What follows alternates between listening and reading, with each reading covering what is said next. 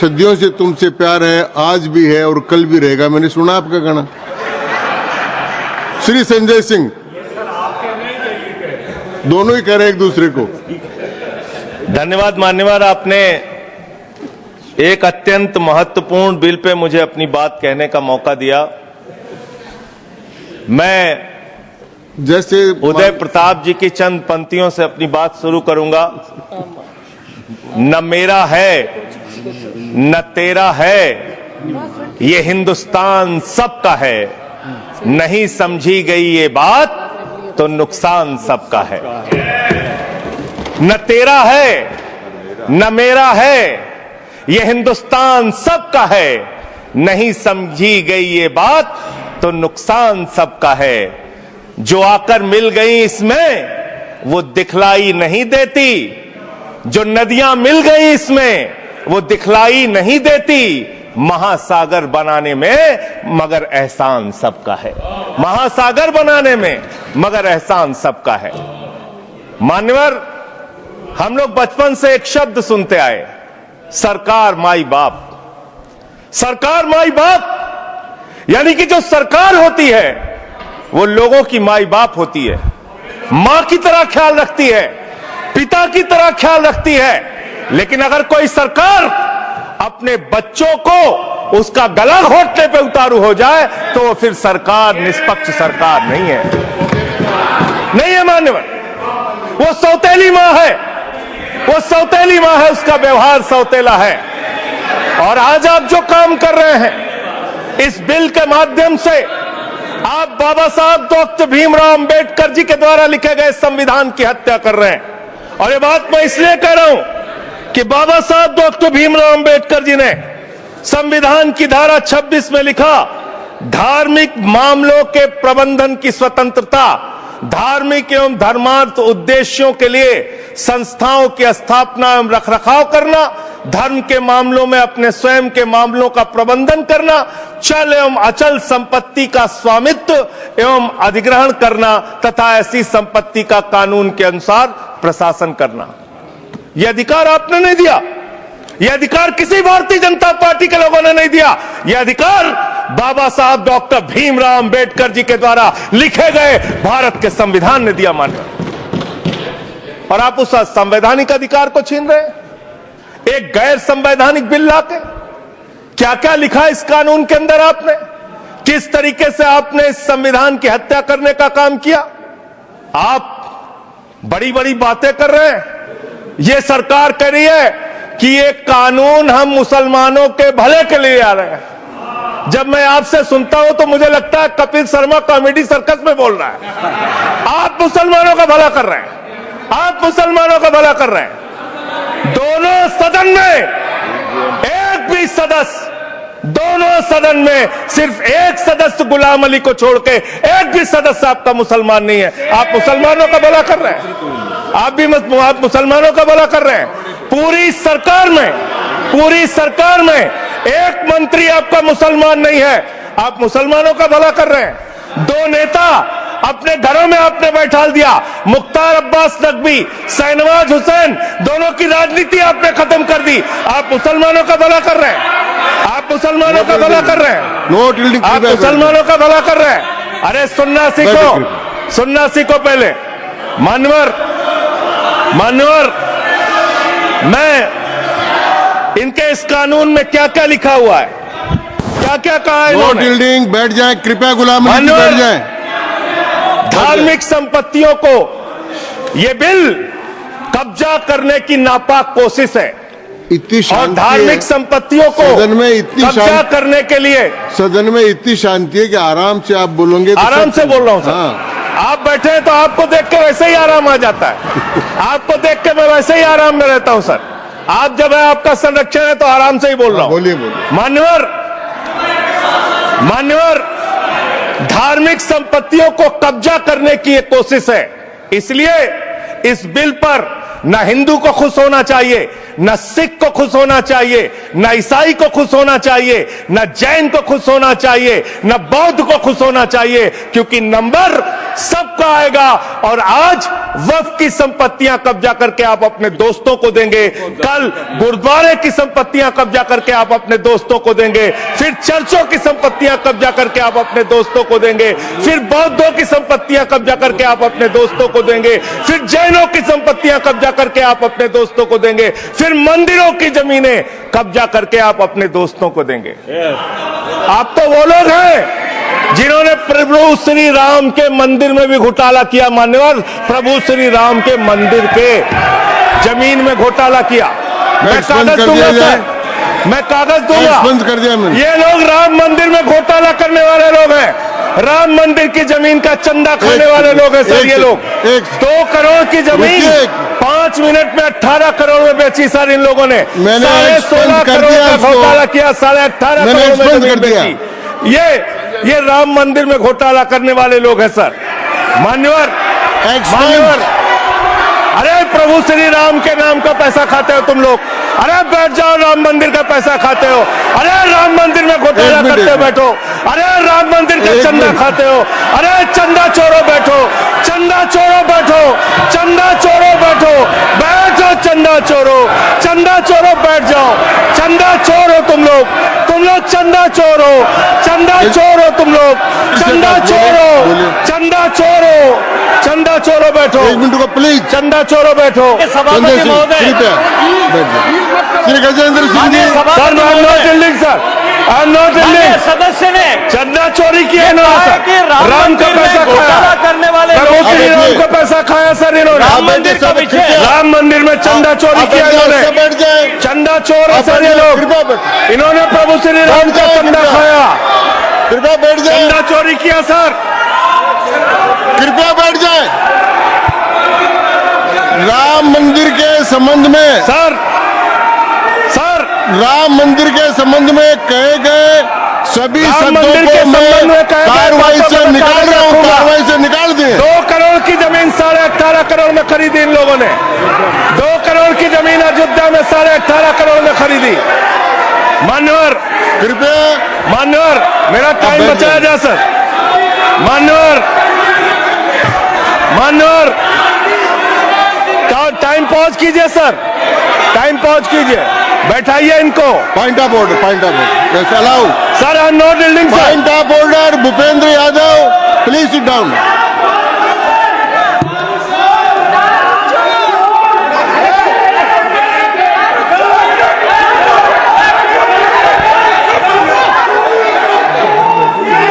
भाई point of order मैंने दिया, आप जाइए स्थान पर, कृपया अपने स्थान पर जाएं। मैंने व्यवस्था का प्रश्न उठाने का मौका दिया भूपेंद्र जी यादव को। आप सब लोग अपने स्थान पर जाएं, कृपया अपने स्थान पर चले जाएं, कृपया अपने स्थान पर जाएं, सबको चोर बना, कृपया बैठे। चोरी में जेल दे रहे हैं। मैंने भूपेंद्र जी, कृपया बैठ जाए, कृपया। श्री भूपेंद्र यादव सर, मैं पहले Bhupendra ji, yes sir, Bhupendra Yadav sir, Madan ji Rathore कृपया बैठ जाएं।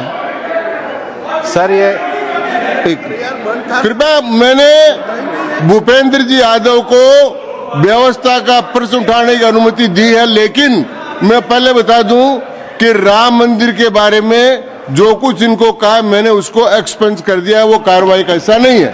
आप बोलिए सर।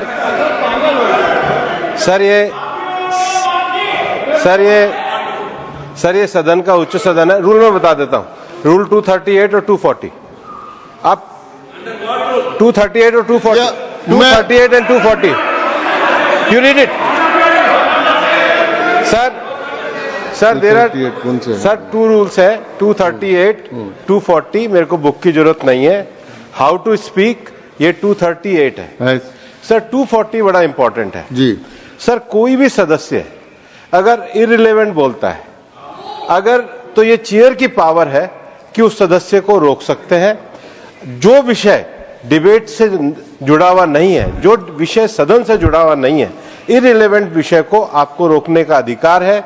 जो सदस्य संजय सिंह जी बोल रहे थे वो इररिलेवेंट है। तीसरा एक और विषय सर, 238 में बोलने के बाद जो असंसदीय शब्द है किसी भी पार्टी के बारे में, किसी के बारे में जो असंसदीय शब्द है वो बोले गए हैं तो उसकी भर्त्सना भी ये हाउस पूरी तरीके से करता है, माननीय और उसको हटाता है। माननीय स्पष्ट हाँ Tiruchi Shiva Sir, I also stand on the. Please I am allowing mister Tiruchi Shiva I also stand on the same rules, sir. 238 and 240. You didn't quote 238. You remember 240, but 238 you are well versed, I know, but you are not quoted. Nothing refer, only the rule number. Yes yes Refer to any matter of fact on which a judicial decision is pending. No. Make a personal charge against a member. No. Please. What is? Please. Kindly listen.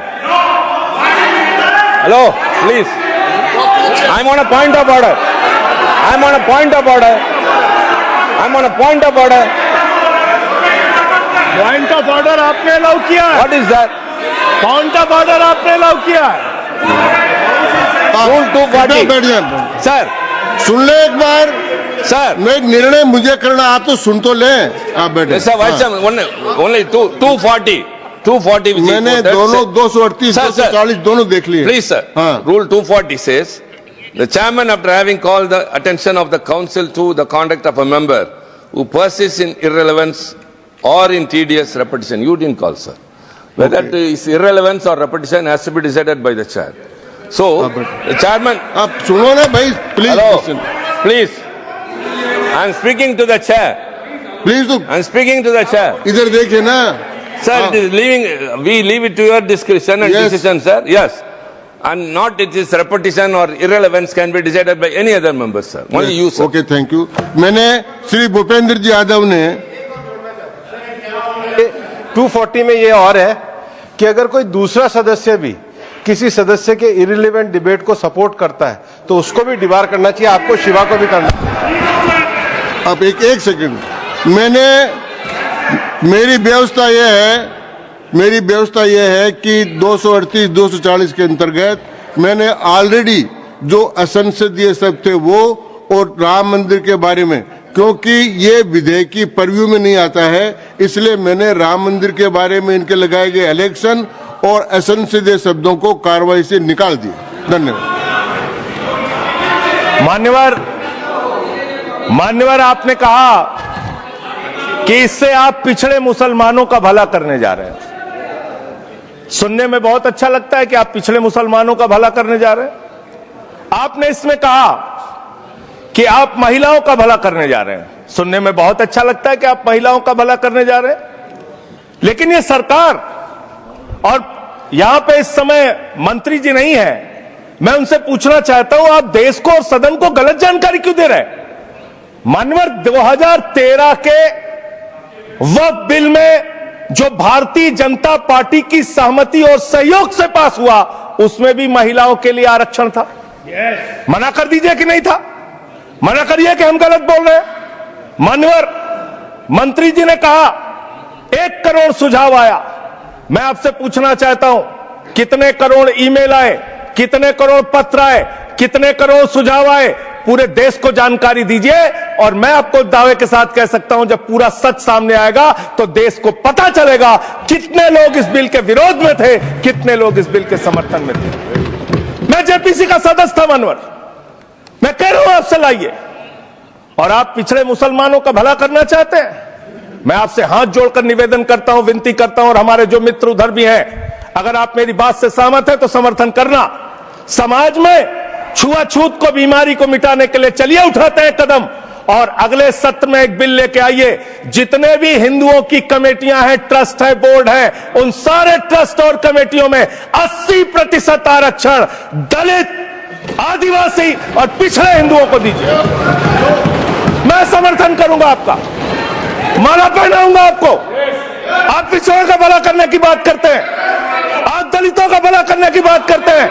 आपकी मातृ संस्था RSS 100 साल तक आपने एक भी दलित, पिछड़ा और आदिवासी, एक भी महिला को आज तक आरएसएस का प्रमुख नहीं बनाया। आप दलितों और पिछड़ों और आदिवासियों की आरएसएस के बारे में भला करने की बात को करते एक्सप्लेन कर हैं। दीजिए। मानवर इस बिल में क्या लिखा है? आप जो भी बातें इस विधेयक के अलावा बोलेंगे उन सब को मैं एक्सप्लेन सर ये करूंगा। क्या उसमें सत्य नहीं है? क्या सर क्या ये सच नहीं है? सर मेरा टाइम रोका जाए। और सर बिल के बारे में बात करते हैं माननीय मंत्री जी ने कहा आज आप इस बिल को पास कर रहे हैं, आज आपका सीना चौड़ा हो रहा है, आपको लग रहा है एक धर्म के अधिकार को आप छीन रहे हैं। नहीं, कल को आप सभी धर्मों की धार्मिक संपत्तियां छीन के आप अपने दोस्तों का देने का काम करेंगे। मैं फिर इसको दोहरा रहा हूं और फिर इसको कह रहा हूं कि आप ये करेंगे, धार्मिक संपत्तियों के कब्जा करने का काम करेंगे। और किसी गलतफहमी में मत रहिए, आपको लोकसभा के चुनाव में मात्र 36% वोट मिला है। इस देश की 64% आबादी आज भी आपके खिलाफ है, आज भी आपके खिलाफ खड़ी है। किसी गलतफहमी में मत रहिए। बड़ी बड़ी सत्ता उखड़ गई और चली गई। मान्यवर, आपने इसमें लिखा बिल के अंदर कि वक्फ कमेटी के अंदर गैर मुसलमान इसका सदस्य बन सकता है। आप क्या गुरुद्वारा कमेटी के अंदर गैर सिख को मेंबर बना सकते हैं? क्या ईसाई कमेटी के अंदर गैर ईसाई को सदस्य बना सकते हैं? क्या बौद्धों की कमेटी के अंदर गैर बौद्ध को, क्या जैनों की कमेटी के अंदर गैर जैन को आप मेंबर बना सकते हैं? और इतना ही नहीं, क्या आप हिंदुओं के ट्रस्ट में, मंदिर के ट्रस्ट में आप क्या गैर हिंदू को मेंबर बना सकते हैं? नहीं बना सकते, नहीं बना सकते। आप एक झूठ फैला रहे हैं देश भर में, देश भर में झूठ फैला रहे हैं। आप कह रहे हैं ये मैं पढ़ रहा हूं राम मंदिर का, सर, राम मंदिर ट्रस्ट। झूठ शब्द असंसिद्धि है, जो असंसिद्धि शब्द उनको निकाल दीजिए। सत्य से परे, सत्य से परे। सर ये प्रभु श्री राम के मंदिर का ट्रस्ट, मैं इसका समर्थन करता हूं। नहीं, आप इस सर मैं इसका समर्थन कर रहा हूं। ये सब्जेक्ट नहीं है सर, समर्थन कर रहा हूं, सुन तो लीजिए। आप कहे से नहीं सुनूंगा। डिस्ट्रिक्ट मजिस्ट्रेट प्रोसीडिंग में नहीं आएगा सर, मेरी बात तो बिल्कुल नहीं आएगा। सर मेरी बात सुन लीजिए। घनश्याम जी प्लीज, चेयरमैन साहब, district magistrate of Ayodhya will be ex officio trustee who will be a practising Hindu. If the DM is not Hindu, then additional district magistrate will be an ex officio member of the trust. हम इसका समर्थन करते हैं sir. Hindu धर्म के trust में हिंदू को member होना चाहिए, आपने लिखा, हम इसका समर्थन करते हैं। लेकिन आप दूसरे धर्मों के ऊपर कह रहे हैं। कल को आप गुरुद्वारा कमेटियों में कहेंगे सिख नहीं, दूसरे धर्म के लोग इसमें आएंगे। कल को आप जैन कमेटियों में घुसड़ेंगे, बौद्धों की कमेटियों में घुसड़ेंगे। ये बात गलत है, ये पूरी तरीके से गलत है। और आज पूरे देश को आप बताइए, मान्यवर, पूरे देश को आप बताइए, 2009 में आपने अपना घोषणा पत्र जारी किया था, मैनिफेस्टो। ये मैनिफेस्टो आपका लेके आया हूं, ये तो आपका डॉक्यूमेंट है, मेरे घर नहीं बना।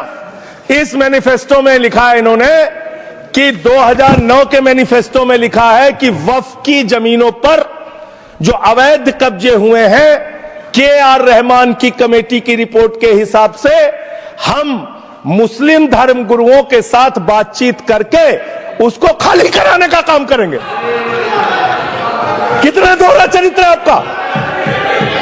आपने कहा वक्फ की जमीनों को खाली कराने का काम करेंगे जिसपे कोई और कब्जा कर रखा है। मान्यवर, एक और बात, सुप्रीम कोर्ट के अंदर आप कह रहे हो कागज चाहिए, कागज चाहिए। मंत्री जी ने कहा कागज चाहिए। मंत्री जी, आपको कागज की बहुत जरूरत होती है, कागज आपको चाहिए। आपकी सरकार ने 2020 में, ये पूरे देश को देखना चाहिए, पूरे देश को सर, 2020 में मैं जेपीसी का मेंबर था, एक कागज वहां मिला मैं 2020 में सुप्रीम कोर्ट में। सर आप, मेरी बात नहीं आ रही सर, सर मेरी बात नहीं आ रही। 2020 में मान्यवर, इस भारत की सरकार ने, मोदी जी की सरकार ने शपथ पत्र दिया सुप्रीम कोर्ट में। से क्या लिखा हुआ है?